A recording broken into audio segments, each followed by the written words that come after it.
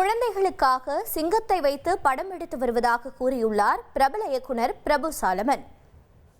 இப்போ நான் மேம்போன்னு ஒரு படம் பண்ணுறேன். என்ன, ஒரு சிங்கத்தை வச்சு லைவ் லைன் இது வரைக்கும் யாரும் ஏஷியா ஃபிலிம் ஹிஸ்ட்ரியிலே பண்ணதில்லை. ஸோ அது ஒரு 5 நாடுகள் போய் அந்த சிங்கத்தை தேடினேன். ஒரு ட்ரெயின்டு லைன் வேணும். ஏன்னா இப்போ ஒரு லைன் கிங் மாதிரி திரைப்படங்கள் பார்த்திங்கன்னா 2400 கோடி 3000 கோடியில் அந்த படம் பண்ணுறாங்க.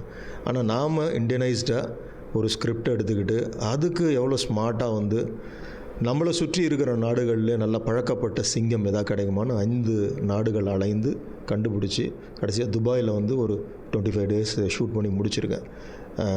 So it will be a great experience. ஏன்னா இது ஏன் நான் தொடர்ந்து இந்த மாதிரி யானை திரைப்படம் சிங்கம் போகிறேன்னா, குழந்தைகள் ஒரு பெரிய உலகம்.